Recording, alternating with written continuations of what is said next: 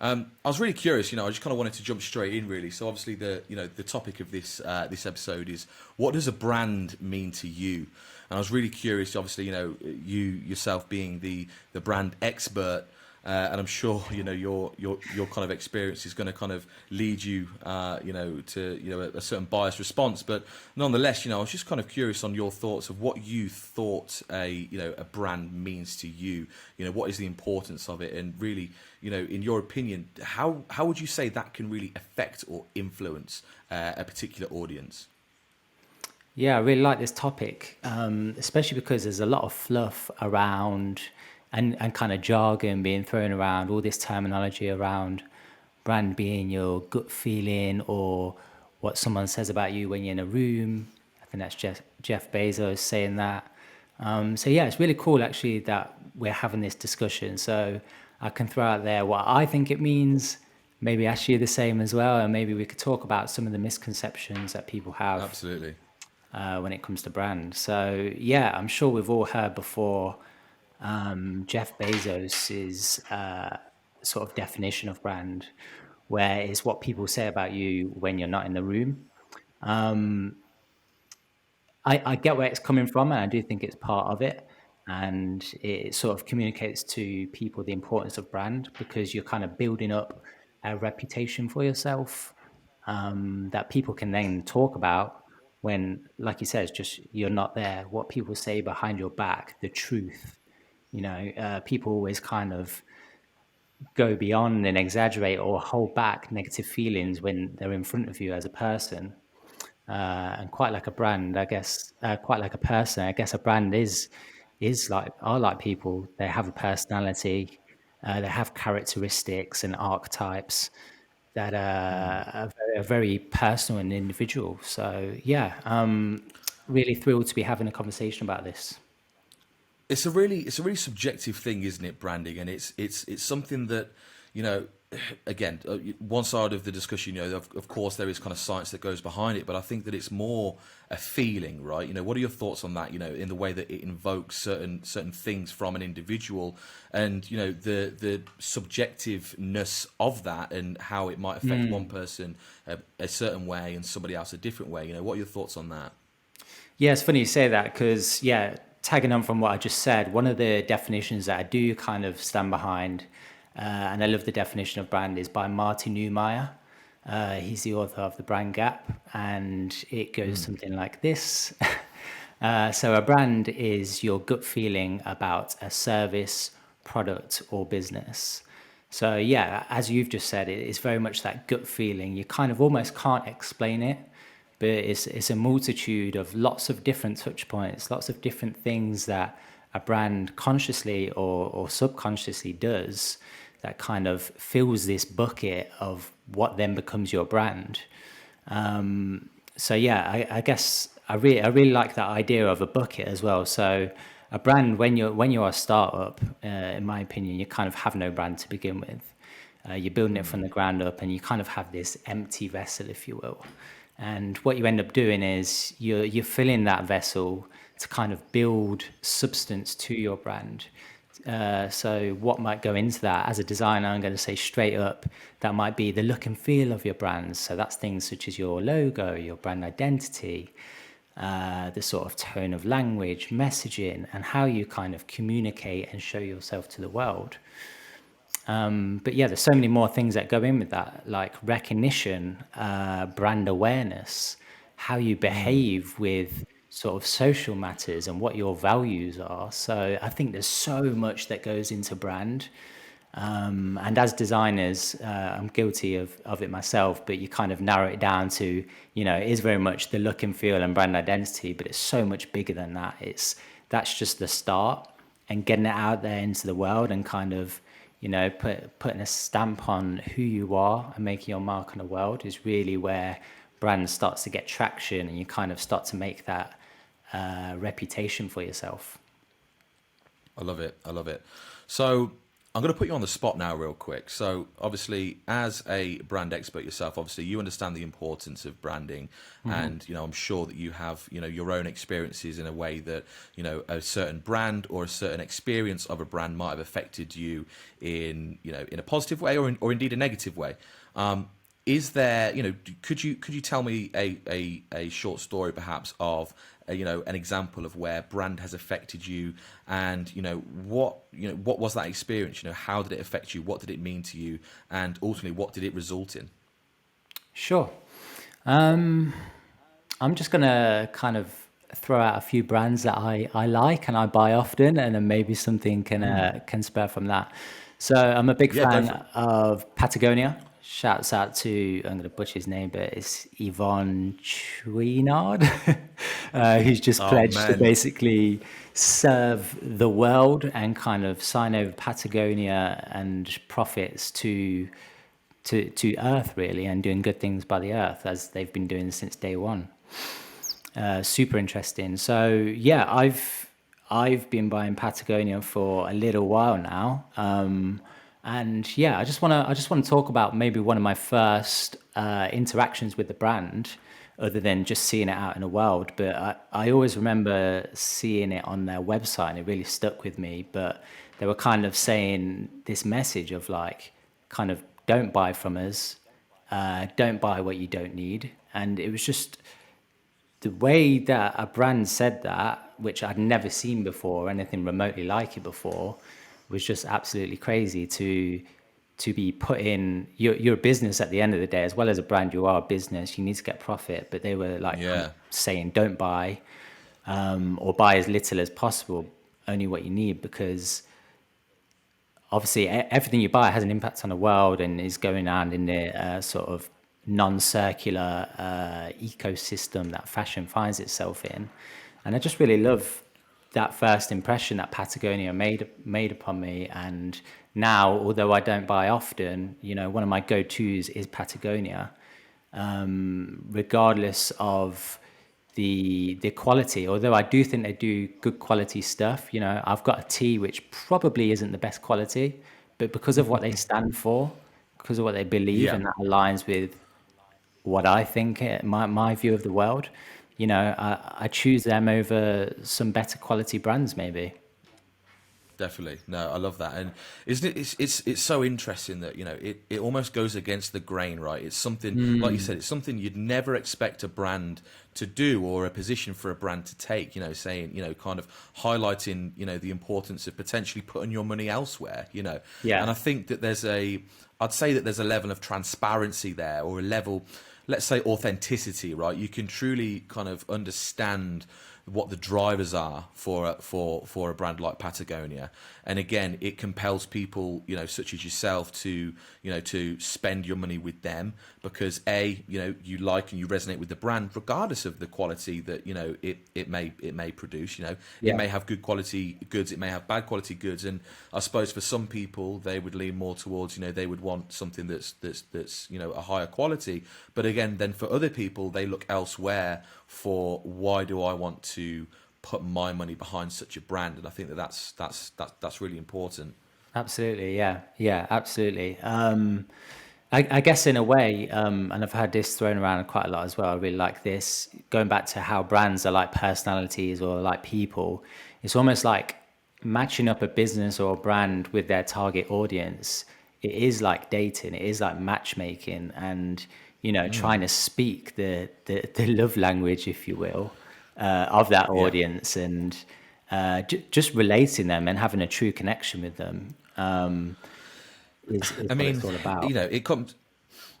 You're right, and it comes down to understanding your niche as well, and I think a lot of the most successful brands understand that, and whilst they might not appeal to 90% of the mass market, it's that 10% that is really who they're appealing for, and they're the people that are resonating with that and keeping brands like that alive. And I think that by being intentional with your brand, kind of understanding your position and what your brand stands for, you will attract those people, I believe. And people that don't resonate with that, cool, that's perfect. That's what you want. You don't want to attract people that aren't aligned with your ideals or your mission.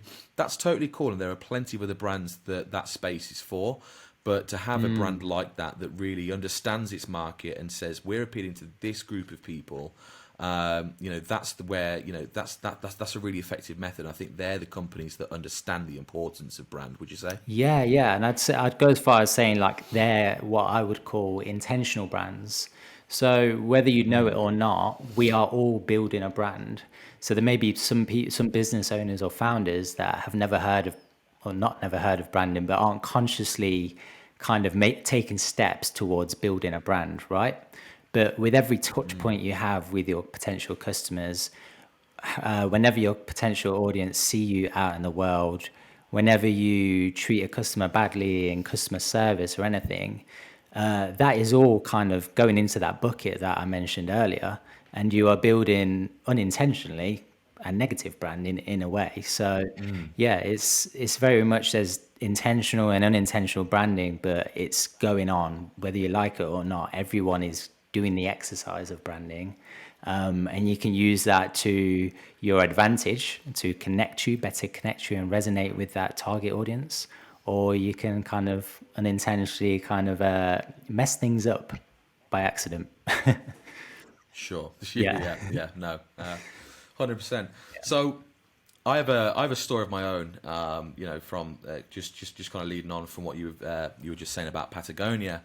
So allow me, River, for a second to take you back. Okay. Take me back, man. I'm going there. So I worked for a company, and unfortunately, I was made redundant at one point or another. And it was a time that it was a time of real kind of realization for me, and it gave me pause for thought. But anyway, it was a time where ultimately, when I was at that company, I had a company car. Well, no longer did I have a company car, so it was a position for me where I was able to take that redundancy money, and I thought, right, I'm going to need a vehicle here. So I was looking around in the market, and I thought, man, if I could choose any car, given obviously given the budget that I've got, what really would I want? And you yourself, you'll know this about me, but for those listeners that don't, I have a very strong affinity for all things American, right? I love the American culture. I love the big loud trucks. I love He does. I love country music. I love, so it's one of those things that, man, the F-150, right? The Ford F-150. It was something that you see all around on those American commercials when I'm watching the American football that I do, and it's like, wow, this is this huge utilitarian truck, this machine. And it was the Ford brand, right? And not just the Ford brand, but the F-150, right? It's the F-150, and it seemed to just personify everything that I enjoyed about America, right? To me, the Ford F-150 is American. So I looked around and I found a range of trucks. Now, some were not Ford F-150s, some were British UK trucks, Right. that were, right-hand drives. And they were cool. They were nice trucks, but they weren't an F-150. They weren't, and I was very aware of that. And for some reason, just that name, F-150, it just stuck with me. And, I took my time, and ultimately I decided that this is the truck I'm going to need to get. So I looked around and I found a truck that was an F-150, and not only an F-150, talk about branding, it was a Harley Davidson edition, 2003 F-150. It called to me. It was big, it was black, it was metallic, it had a V8 engine, it was loud. Probably wasn't the best for the environment, and it certainly wasn't the good, the best choice for my wallet in terms of the amount of fuel that it was guzzling. Absolutely. But at the time, it was I need this truck in my life. So, long story short, I went ahead with it, and it was an experience that I will, or a time in my life, let's say, that I will hold on to. And there's memories that I made in that truck, going out exploring with my now fiance. Going camping, driving places that probably, I shouldn't have driven to in such a thirsty That's the vehicle. vehicle. But Yeah, it I can was, imagine. but but it was the experience that gave me, and every time I was driving it, I knew that I was driving a Ford F-150, and there's something about that just worked for me, and I was absolutely in love with it. Now, the truck had its problems, right? It was something that over time it just spent more and more time on my driveway. Certainly when the pandemic hit, I was driving other vehicles that, it started to take a back seat for, at a certain point. And in the end, it was, I came to the decision to sell it and move on. Now, the memories, as I was saying a minute ago, the memories that I will take from having that experience, I will value for the rest of my life. And I still tell stories now, and the stories aren't, I went camping in my truck. It was, I went camping in my Ford F-150 American imported truck. And that alone, kind of warranted more questions and more conversation. And I'm the type of person that, I love to have a conversation about things that I'm passionate about. And that's always been a conversation starter for me. And again, it's just, just to kind of circle back, the brand of that, they knew their target audience. They knew who they were, who their ideal market was. And their ideal market was people in America. Now, which is why I think it's so kind of pertinent, to me, in that, even kind of, cross Atlantic, it still resonated with me that have those affinities for those types of things. Yeah. And for me, that just personifies what a brand is. So yeah, I think that's a good example of how, what their message was and what they stood for. And it's the built to last, man, I was all about that, Love that. So yeah, that's my little story. And I'm actually, fast forward, several years, I'm actually driving a Ford Ranger, so a lot more economical. Yes. It's still, but it's a way that I'm able to still a kind of get truck. that F-150 Yeah. feel. It's still a truck. It's still a big black truck, and I love it. So yeah, shout out to Ford for that. Yeah.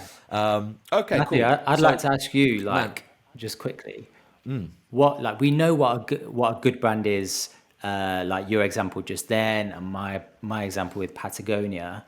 What do you think is behind that? What are the ingredients of it? Like, what can people do to build a brand that people love? Do you think?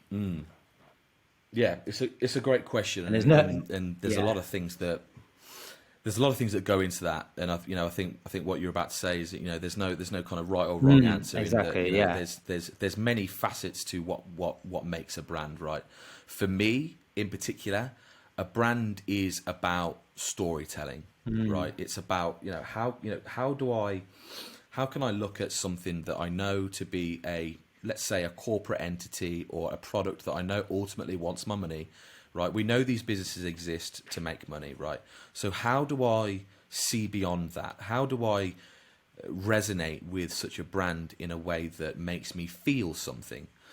And I think it comes down to storytelling, right? I'll come back to the F-150. Those commercials, man, they know, who they're targeting. They tell a story about, the working class American, and they know what they're doing, and they put it across in a way that helps people understand the why, right? We know that you're selling trucks, right? We know that you're in the business of manufacturing and selling trucks, but why? What goes into that? And I think to be able to understand a story, and not just a story, but an origin story, right? yeah, What formed the basis, right? What's the foundation of this? What made you begin in the first place? Because Ford wasn't just, built overnight, much like Patagonia wasn't built overnight. What started that? Was it a man in his bedroom with a big dream? Is it a couple of friends, like you and I are, that are sitting down and kind of working out, how to make a positive impact in the world? Why are we doing the things that we do? And of course, it needs to fit in the way that the world works, right? We know that we need money to survive. We need to have a business that is sustainable and, has longevity and all these things. But really understanding, what formed the basis of that, for me really helps me to kind of resonate with a particular brand and feel something, right? Apple, for example, I from Apple I take convenience in the fact that I'm well and truly sold into that ecosystem, right? I've got everything synchronizing across. I'm looking in front of me now. I can see at least 6 Apple devices without even turning my head, right? And I know that everything is connected. So from a product or a brand like that, I take convenience, I take premium quality, much like in a way that you might look at Patagonia and resonate with their mission, their core values. So I think it is a wide spectrum of what makes up a brand, but for me, that's truly how I can connect and ultimately decide if it's a brand I want to support.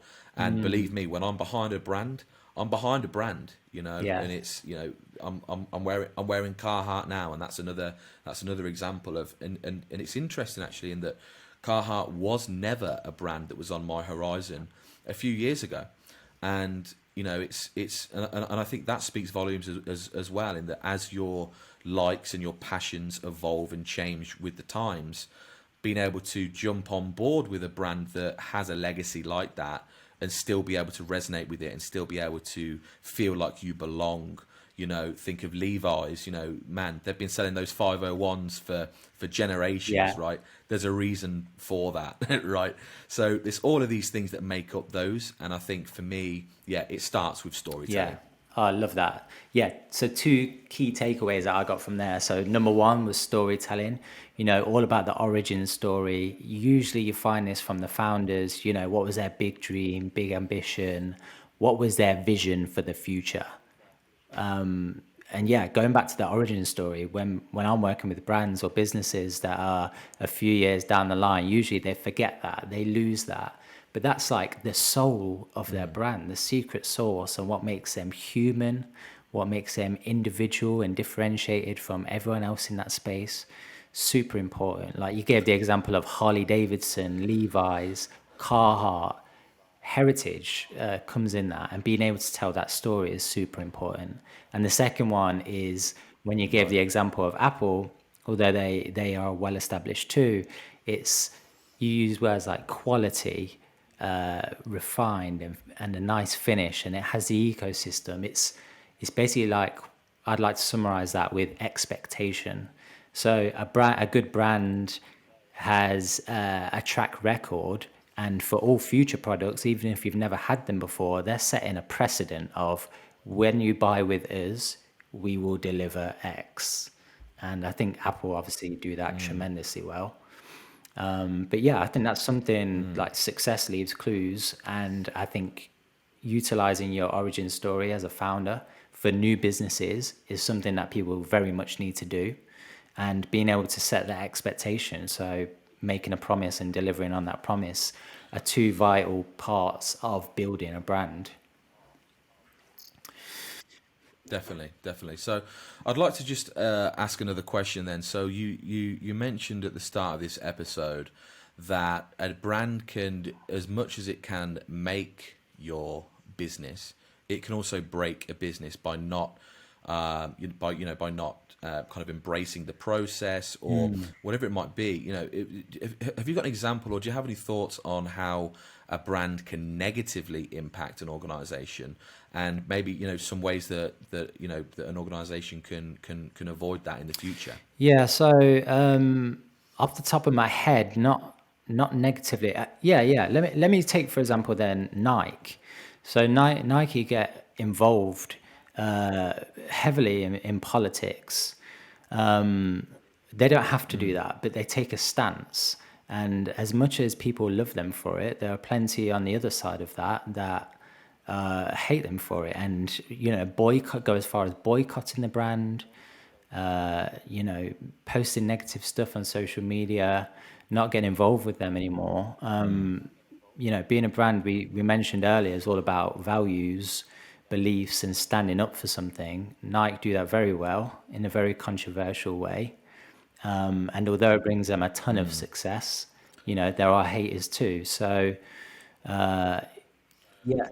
It's interesting you say that. I remember back, in the a few years ago now in the NFL with Colin Kaepernick. Exactly. Obviously, there was massive controversy around, taking the knee during the American national anthem, and I know that Nike stood behind Colin Kaepernick for better or for worse, whatever side of the argument you were on, and I know that that was a very divisive conversation, certainly within the States. But yeah, you're right. Nike almost kind of doubled down on that, right? And they knew that, okay, this is a stance that we're taking. And from a brand perspective, you're right. There's going to be multiple sides of that argument. So, but yeah, most of the businesses I see that struggle with this are new businesses that don't yet have a brand, but they're not doing anything to brand consciously.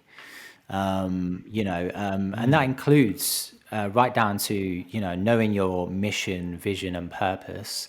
It includes knowing your niche and niching down. You and I have gone through this with our design agency. We were Absolutely. born earlier this year. We were a generic design agency, and digging deep, we took our core values, our core beliefs, and weaved them into the very fabric of what we do for our business. These are personal beliefs and values. And now, as you know, we're serving only businesses that do good by the planet, by the earth, primarily serving climate tech companies. So, I mean, what that does is we now stand apart from other design agencies. We're no longer generalists; we're specialists. It's making the difficult business decision, isn't it? And this is something that I know that we personally take inspiration from. A lot of the leaders in our space that we take, those kind of Blair stances Enns. from. Blair Enns, big up Blair Enns. So, but we've made the difficult business decision, us personally, and whilst we may be shutting away part of the market that we would have appealed to, we now also know that we can focus our efforts on doubling down in the area that we want to, and B, that we're passionate about, so which is why going down the climate tech niche that we have, ultimately in the long run, if that's where your passions lie, that's where you're going to do the best work, right? That's where you're going to make the most impact. It's an area that you're passionate about, an area that you believe in, and an area that you want to go above and beyond for. And I think that that's a real kind of interesting thing that I think a lot of new businesses and brands need to consider. Understand. Try to get down to the crux of it. Ask yourself these questions: who am I? And by answering that question, you can then start to ask, who am I serving? And I think all around, once you understand that process and start to take that time to really understand who you are fundamentally, it's going to make all the difference in the long run. So I'd just like to bring this kind of around full circle then. So obviously we've been talking about some of these big brands. We've mentioned the names like Ford and Levi's and Apple, etc. If we're talking, let's say new companies, particularly in the climate tech space, which again is the area that we're serving and the area that we know about, and that we know how we can add value for that niche. What would your advice be to those companies that, let's say they're a climate tech startup, maybe they haven't invested in branding, or maybe they have, or they believe they have, but some of the things that we've spoke about, storytelling, origin story, mission, vision, purpose, all of this stuff, maybe those are a few kind of, let's say, buzzwords that to them have just kind of stood out and said, hold on a minute, maybe I haven't kind of embraced this branding or this brand identity process. What would your advice be to those companies, and ultimately what steps can they take to get on that path? Great question. I guess it all comes down to, so when it comes down to branding, again, most people tend to lean to, this is some kind of exercise we're going to do, we're going to get a brand identity, and it's kind of like a service-based thing. But as we've just discussed in this whole episode, it's way more than that. There's so much more you could be doing internally yourself without going to a service provider such as us to help you to start putting the foundations in place to build a brand. Now, I'd be focused on getting your product right first. being a startup, like a brand new startup, you need to validate that you have a product that is solving a problem that has demand. And secondly, after you have done that and you've gone through part of the validation phase and you're just maybe refining your product, maybe then that's when I'd start doing sort of brand strategy. So we do this as a service provider, but really you can do this yourself on a base level at least. And that goes right back to the things we've just been discussing. You know, what is your origin story? I think this is super important for climate tech startups, because what it does is it proves a founder market fit. It proves why you are qualified, or why you should be doing this solution, this product, this business. And that's super important to communicate to an investor when most of these startups are seeking funding at some point or another. Super important for them to see why you are qualified to do this, and why, you know, anyone else next to you couldn't do this. So yeah, digging deep into that origin story is where I would start. And then after that, kind of, you know, just extrapolating that into what is that mission, what is that vision, and what is the big picture here, and being able to really articulate that well. That is where I'd start with branding as a startup. I think it's particularly pertinent, you know, in the climate space, or indeed the climate tech space, is that, again, you know, we're living in an age that, you know, the climate and the environment is you know, rightfully a very heavily talked about topic. You know, and unfortunately with that does come, you know, you do get a lot of, you know, things like greenwashing, and, you know, a lot of, you know, let's say, I don't know, less genuine, less authentic reasons for working in that space, or for having, you know, that initial brand. So I think being able to, again, understand and unravel, you know, when you start to look at the foundations, you know, why is this person doing this? You know, what's driven them to have such a stance, and to want to make a change in the world? You know, what's causing that? You know, I think that's a really important thing, particularly in this space. And the origin story as well. It's not something you're fabricating. It's something you're reverse engineering. You right now, as a founder, feel a certain way about the world. You feel a certain way about a problem, and you have a certain product that can fix that. And all we're doing is we're going back and saying, what work experience do I have that qualifies me to do this? What experience do I have in this field? What things happened to me in my life that could have only really happened to me, that are unique to me, that make this like justify me doing this. And there's so many other aspects of it, but yeah, it's not something that you're fabricating. It's just something that you're peeling back the layers. You know, maybe it's a story, maybe it's something that happened, maybe it happened to your friend or a family member. You're like, I'm going to solve this problem. But reverse engineering that can really be something that you can, going back to what you were saying earlier, be great at putting into a story, and become a storyteller brand, which people really resonate with. And yeah, it's just a great foundation to build your brand off. Fantastic. River, I love your insight. It's always fascinating to talk to you about Good branding. chat. Obviously, you know, we've shared many a conversation, and, you know, it's always great to kind of extrapolate that, and certainly to be able to put it out there to the world in this format. You know, it's a real great thing. So yeah, we're going to wrap it up there then. So River, thanks